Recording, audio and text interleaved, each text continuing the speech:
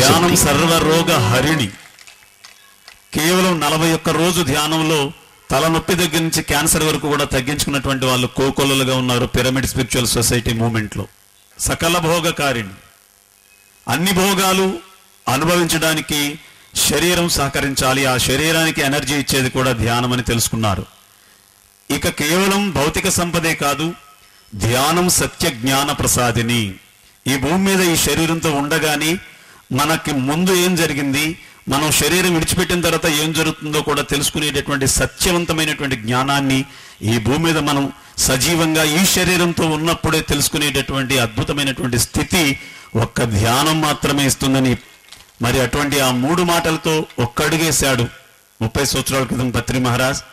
ఇప్పుడు ఆయన వెంబడి కోటాను కోట్ల అడుగులు ఆయన వెంబడిస్తూ ₹1 ఖర్చు లేనటువంటి ఈ ధ్యానాన్ని అందరికీ అందిస్తూ, ఇది ఏ కులానికో ఏ మతానికో సంబంధించింది కాదనే సత్యాన్ని తెలియజేస్తూ, అందరినీ ఒక తాటిపై నడిపిస్తూ, మరి ముఖ్యంగా ఈ మానవునికి ఆహారంగా బలైపోతున్నటువంటి సకల జీవులను రక్షించడానికి కూడా అందరూ శాకాహారులుగానే జీవించాలనే సత్యాన్ని గుర్తు చేస్తూ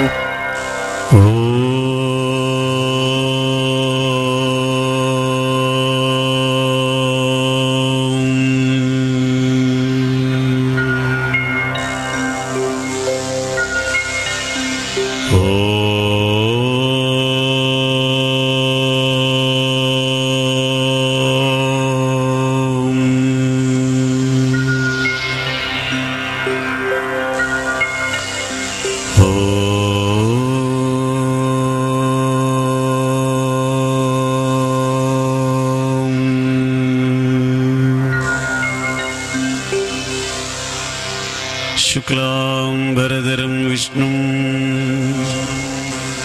శశివర్ణం చతుర్భుజం ప్రసన్నవదనం ధ్యాయేత్ సర్వవిఘ్నోపశాంతయే.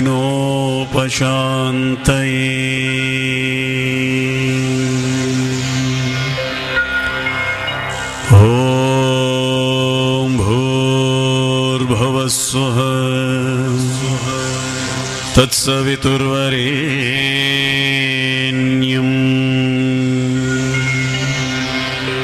భర్గో దేవస్య ధీమహి ధియో యో న ప్రచోదయాత్.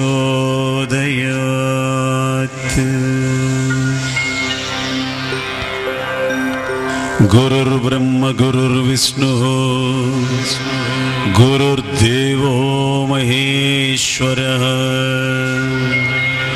గురుర్సాక్షాత్ పరబ్రహ్మ తస్మై శ్రీ సాయి గురవే నమః.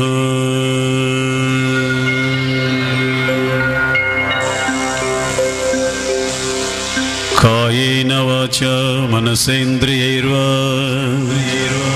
భుజ్యాత్మనా వా ప్రకృతిస్వభావాత్ కరోమి యజ్జ సకలం పరస్మై నారాయణాయేతి సమర్పయామి. శ్రీమన్నారాయణాయేతి సమర్పయామి. సాయి నారాయణాయేతి సమర్పయామి.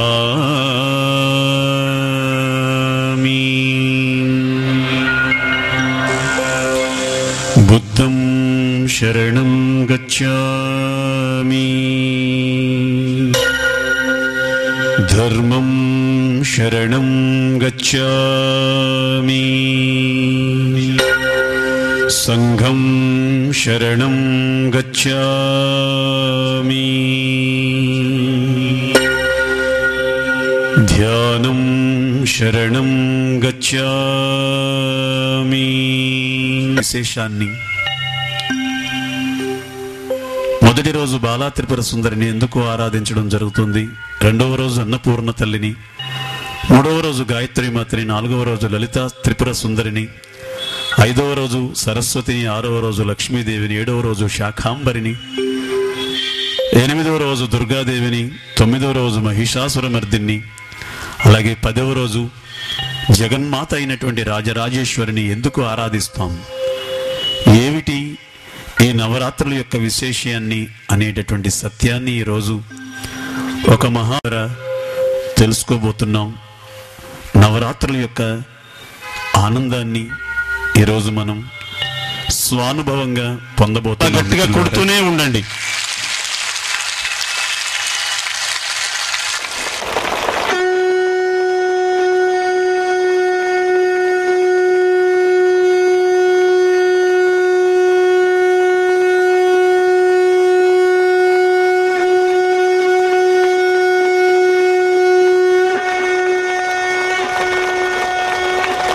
జగద్గురు బ్రహ్మర్షి పత్రి మహారాజ్కి ఒకసారి గట్టిగా చప్పట్లతో అభినందన మందారమాలకు తెలియజేద్దాం.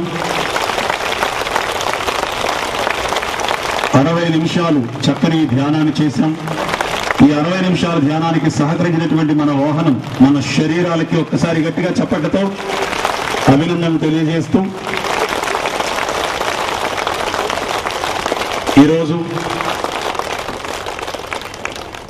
మరి మనం ముందుగా చెప్పుకున్నట్టుగా రెండవ ఘట్టం చాలా అద్భుతమైనటువంటి ఘట్టం. ఆ రోజు యొక్క ఆ స్థితిని మనకి ప్రకృతి ఎలా అందిస్తుందో తెలియచేయడానికి వస్తున్నటువంటి ఆ యోగికి నందాప్రసాద్ గారికి మనం గట్టిగా చప్పట్లతో ధన్యవాదాలు తెలియజేస్తూ 15 సంవత్సరాల పాటు ప్రయాణం చేస్తున్నప్పుడు ఈరోజు ఒక గొప్ప మైలురాయిగా నాకు ధ్యానంలో నేను పొందినటువంటి దివ్య అనుభవాన్ని ఈరోజు మేము ముందు ఉంచుతూ కార్యక్రమానికి వెళ్తాము.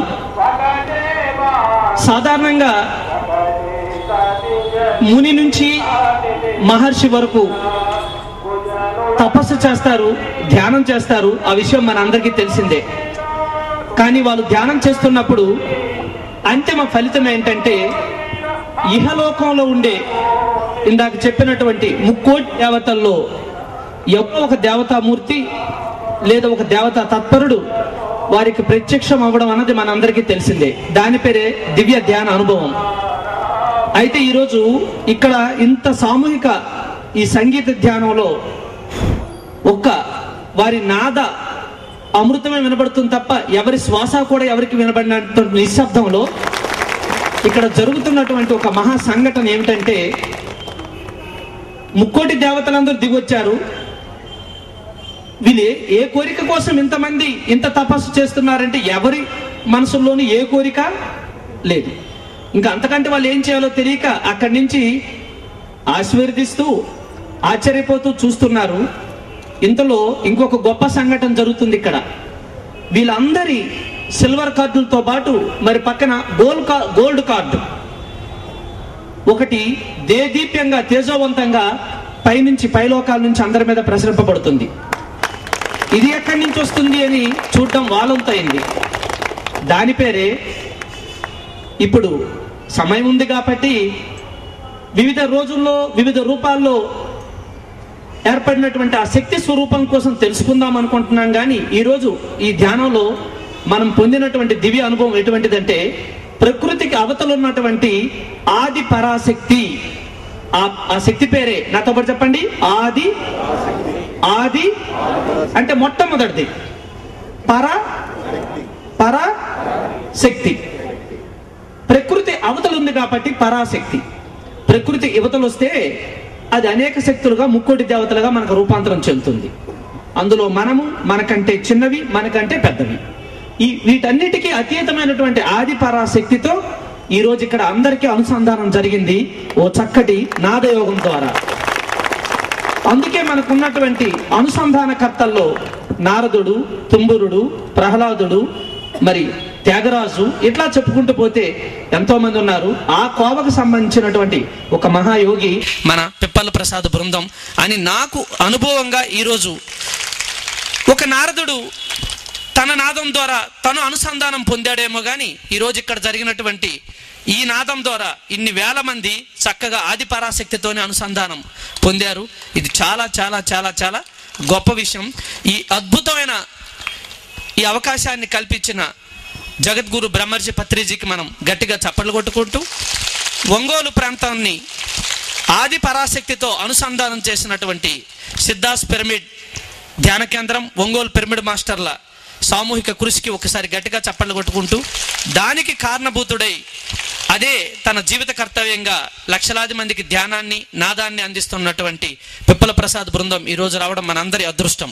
వారికి చప్పట్లు కొట్టుకుంటూ ఇప్పుడు మనం కార్యక్రమంలోకి మ్రోగింది ముజ్జగాలలో అమ్మా నీ దివ్య ధ్యానము, మ్రోగింది ముజ్జగాలలో అమ్మా నీ దివ్య ధ్యానము, దేవాది దేవి బాల త్రిపుర సుందరి, దేవాది దేవి బాల త్రిపుర సుందరి, మ్రోగింది ముజ్జగాలలో అమ్మా ఈ దివ్య ధ్యానము.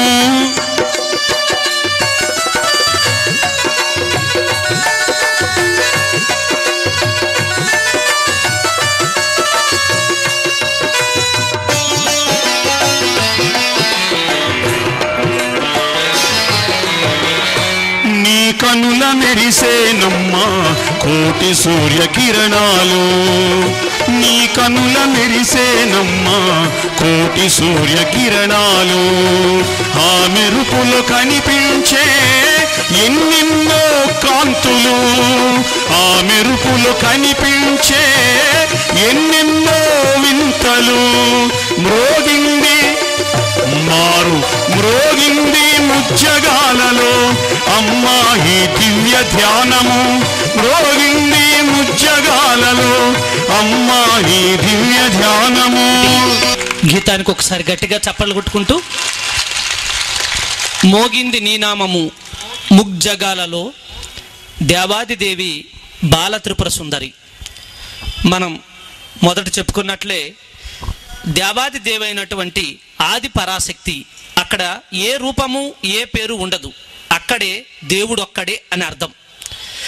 ఆ రూపం అక్కడి నుంచి ప్రకృతి యువతలకు దిగొచ్చి మనకు చేయూతనివ్వడానికి, పరమార్థాన్ని తెలియచేయడానికి ఆ శక్తి అనేక రూపాల్లో రూపాంతరం చెందింది. ఇక్కడ ఆ మొట్టమొదటి రూపాంతరమే బాల త్రిపుర సుందరి. త్రిపుర సుందరి, మోగింది అమ్మ నీ నామము ముగ్జగాలలో, మూడు జగాల్లో త్రిపుర, మూడు జగాలు, త్రిపుర, మూడు పురాల్లో ఆవిడ నామం మోగుతుంది. ఎలా మోగింది అంటే ఆవిడ ధ్యానం చేయడం వల్ల మూడు పురాల్లోనూ తిరుగుతుంది.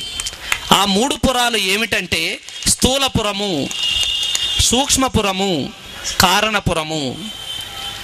ఇలా మూడు పురాల్లో తిరిగితే ఏ సుందరి అయితే తిరుగుతుందో ఆ సుందరి పేరు త్రిపుర సుందరి. త్రిపుర సుందరి. అలా తిరగకుండా కేవలం మూడు వీధులే తిరిగి అక్కడవిక్కడ, ఇక్కడవక్కడ, అక్కడవక్కడ మాట్లాడుకుంటే ఆ సుందరి పేరు తిప్పు సుందరి. రెండు రకాల సుందరులు ఇక్కడ ఉంటాయి, త్రిపుర సుందరి, తిప్పు సుందరి. తిప్పు సుందరి వల్ల దానికి తిప్పలే, దాని చుట్టూ ఉన్న వాళ్ళకి తిప్పలే. సుందరి అంటే ఇక్కడ ఆత్మ. ఈ ఆత్మ స్థితి ఎదిగితే అక్కడ ఉన్నటువంటి ఒక శక్తిని తెలుసుకోగలుగుతుంది. అలా ఎదగాలి అంటే చేసేది ఉండేది మార్గం ఒకటే, దాని పేరు ధ్యానము. ఈరోజు మనం అందరము ఇక్కడ ముల్లోకాల్లోనే అద్భుతంగా విహరించాం. ఏమిటి దానికి ఒక మార్గం? వేరే ఏమీ లేదు. కేవలం కళ్ళు రెండు మూసుకొని శ్వాస మీద ధ్యాస పెట్టితే ఖచ్చితంగా అందరూ 3 పరాల్లోనూ తిరగలుగుతారు. ఎందుకు తిరగాలి? ఏమిటి అవసరం?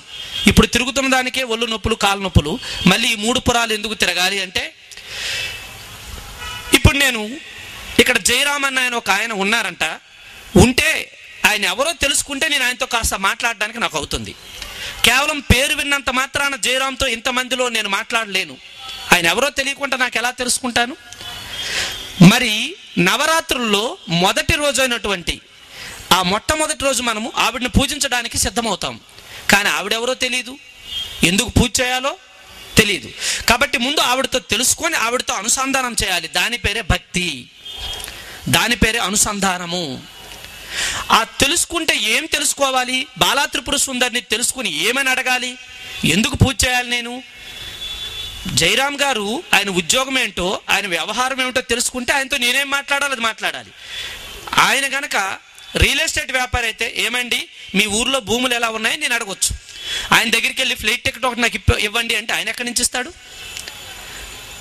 అలాగే బాలా త్రిపుర సుందరిని మనం మాట్లాడేటప్పుడు బాలా త్రిపుర సుందరి ఏం చేస్తుంది అసలు, ఆవిడతో ఎందుకు నేను మాట్లాడాలి, ఎందుకు నేను పూజ చేయాలి అని తెలుసుకుంటే అప్పుడు ఆవిడతో మనకు అనుసంధానం కుదురుతుంది. ఖచ్చితంగా అందరూ తెలుసుకోవాలి. ఎంచేతనంటే ప్రతి ఒక్కరికి ఏదో ఒక శారీరక దుఃఖమో, మానసిక దుఃఖమో, ఇంకేదైనా దుఃఖమో ఉండి ఉంటుంది. అది భూమి తాలూకా ప్రభావము, కలి తాలూకా ప్రభావము. అయితే ఇక్కడ అర్థం కానిది ఏంటంటే, నాకే ఎందుకు ఈ దుఃఖం ఉందనేది అందరి బాధ. దానికి ఎవడు కారణం చెప్పడు. నాకు ఒక భార్య ఉంటుంది, రోజు వేసుకుంటుంది 4 సార్లు. ఎందుకు తిడుతుందో నాకే తెలీదు. నేను ఆయన్ని అనుకుంటాను, వాళ్ళ ఆవిడ ఆయన తిట్టొచ్చు కదా, మా ఆవిడ ఎందుకు తిడుతుంది అనేది. ఆ కారణం తెలిస్తే ఖచ్చితంగా నేను తిట్టిన దానికి బాధపడకుండా ఉండేవాడిని. నాకు ఒక జబ్బు ఉంది, దీర్ఘకాలికంగా ఒక దుఃఖం ఉంది. నా దగ్గర ఎవడో అప్పు పట్టుకెళ్ళిపోయి ఇవ్వట్లే. ఎందుకు ఇవ్వట్లేదు, నన్నే ఎందుకు తిప్పుతున్నాడు ఎవరికి తెలియదు. దానివల్ల ఏమొచ్చింది, మనకి దుఃఖం వచ్చింది. దీనికి మనం చేసే మార్గం ఒకటే, మన మీద మనం ఏడ్చుకోవడం, పక్కోళ్ళ మీద ఏడవడం. ఏదైనా బాధ వస్తే ఏం చేస్తాం? మనల్ని మనం నిందించుకుంటాము, తిరిగి అందరినీ నిందిస్తూ ఉంటాం. ఇది మరింత దుఃఖానికి హేతు అవుతుంది. బాల త్రిపుర సుందరి ఏం చేస్తుందంటే, ఎవరైతే వాళ్ళకు వచ్చిన కష్టాన్ని, దుఃఖాన్ని అన్నిటినీ భరిస్తూ కళ్ళు రెండు మూసుకొని శ్వాస మీద ధ్యాస పెడతారో, స్థూలం నుంచి సూక్ష్మంలోకి, సూక్ష్మం నుంచి కారణలోకాల్లోకి వెళ్ళి వీళ్ళకి ఆ కారణం ఎందుకుందో తెలుసుకుంటారు. నన్ను నా భార్య ఎందుకు హింసిస్తుందో తెలుసుకుంటాను, ఎందుకంటే ఇంతకు ముందు జన్మలో నేను ఎంత హింసించానో, తద్వారా ఆ కారణ ఫలితాన్ని నేను ఇక్కడ అనుభవిస్తున్నాను అన్న జ్ఞానము అంకురిస్తుంది. తద్వారా నాకు వచ్చిన దుఃఖానికి, బాధకి, నాతో పాటు చెప్పండి, నా వాస్తవానికి నేనే సృష్టికర్తను అని తెలుసుకోవడమే బాలా త్రిపుర సుందరి. ఈవేళ ఆధ్యాత్మికత అంటే ఇక్కడ ఏదో పప్పు బెల్లాలు పెడతారనో ఏదో ఇస్తారనో కాదు. ఆధ్యాత్మికత అంటే అసలు సిసలైన సత్యాన్ని తెలుసుకోవడానికి సాహసించడము. నా జీవితంలో ఉన్న ప్రతి దుఃఖానికి, ప్రతి ఎత్తుకి, ప్రతి పల్లానికి, ప్రతి మానానికి, ప్రతి అవమానానికి నేనే కారణము అని ఎవరైతే తెలుసుకొని వాళ్ళకు వచ్చిన కష్ట దుఃఖాలకి పక్క వారిని దూషించారో వాళ్ళ పేరే బాలా త్రిపుర సుందరి. అలా తెలుసుకుంటే ఆవిడ బాల, ఇంకా పెద్ద మహాజ్ఞానేమి కాదు. ఆ ఆదిశక్తి పరంపరలో, ఆ శక్తి శకలాల్లో ఒక చిన్న శక్తి శకలం. ఆ బుద్ధి వస్తే ఆ రోజు ప్రసాదము పాలు. ఏం పెడతారు ప్రసాదము? ఏడొద్దు, కూర్చో, నీ దుఃఖానికి నువ్వే కారణము అని ఎవరు కంప్లైంటే ఉండదు. అది ప్రపంచవ్యాప్తంగా అందరినీ తయారు చేశాడు, కొన్ని కోట్ల మందిని తయారు చేశాడు బాలా త్రిపుర సుందరి. కాదు అని ఎవరైనా నోరు తెప్పితే ఆ నోరు మీద ఎందుకు కొడతాడో ఆయనకే తెలియదు. ఎందుకంటే నోరు తెరవకూడదు. No complaint. నీకు ఏదైతే దుఃఖం ఉందో, ఏదైతే బాధ ఉందో అది నీ వల్ల నీకే వచ్చింది. చూసుకో, కళ్ళు రెండు మూసుకో, స్థూలాన్ని వదులు, కారణానికి వెళ్ళు, గమనించు, అర్థం చేసుకో, జీవించు. బాలా త్రిపుర సుందరితో అనుసంధానం కా అని చెప్పడం గొప్ప విశేషం. దసరా నవరాత్రులలో మొదటి రోజు మనం తీసుకునేటువంటి అద్భుతమైనటువంటి దేవతా స్వరూపమే బాలా త్రిపుర సుందరి. ఆవిడకు ఒకసారి గట్టిగా చప్పట్లు కొడుతూ, ఈరోజు ఈ కార్యక్రమానికి వచ్చిన వారందరూ ఎవరు ఏ కష్టంతోనూ ఏ దుఃఖాన్ని నోరు విడిచి పక్కవారికి చెప్పకుండా వారి కారణలోకాల్లోకి వాళ్ళు ప్రవేశించాలి. తద్వారా ఇది సాకారం అవుతుంది. మాతా అన్నపూర్ణేశ్వరి శ్రీరాజరాజేశ్వరి భవానీ శ్రీరాజరాజేశ్వరి కళ్యాణి శారాణి కళ్యాణి శారాణి కాపాడవే మమ్ము జయ జయ భవానీ మాతా అన్నపూర్ణేశ్వరి శ్రీరాజరాజేశ్వరి భవానీ శ్రీరాజరాజేశ్వరి.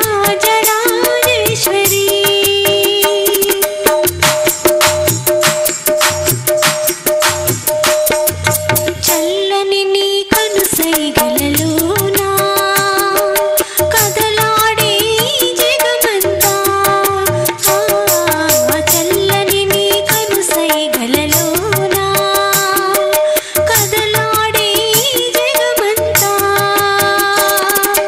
జగదీశ్వరి భువనేశ్వరి జగదీశ్వరి అఖిల భువనేశ్వరి కరుణించవే మమ్ము జయ జయ భవానీ మాతా అన్నపూర్ణేశ్వరి శ్రీరాజరాజేశ్వరి భవానీ శ్రీరాజరాజేశ్వరి. రెండవ రోజు మనం శబరినరాత్రుల్లో రెండవ రోజుని విశేషంగా ఆరాధించే దేవత అన్నపూర్ణేశ్వరి. అంటే ఆకలి గైకున్న వారికి అన్నం పెట్టి పంపించేది కాదు. కేవలం మనం ఆకలి అంటే పొట్టకు మాత్రమే సంబంధించిందిగా తీసుకుంటాం. ఎక్కడైనా ఓ 10 మందికి భోజనం పెడితే వెంటనే అన్నపూర్ణేశ్వరి అని చెప్పేస్తాం. కేవలం పొట్ట కోసం ఆకలి తీర్చేది అన్నపూర్ణేశ్వరి కాదు. ఎవరు ఏ దుఃఖంతోనైనా సరే మీ దగ్గరికి వస్తే మీ ద్వారా, మీ సహచర్యం ద్వారా, మీ సాంగత్యం ద్వారా ఒక 40 రోజుల్లో వాళ్ళ దుఃఖాన్ని వదిలిపెట్టి పక్కకు వెళ్ళాలి, మీ దగ్గర నుంచి బయటకు వెళ్ళాలి. ఎవరైనా వస్తారు మీ దగ్గరికి. ఎవరంటే ఒక బాలా త్రిపుర సుందర దగ్గరికి ఎవరైనా వచ్చి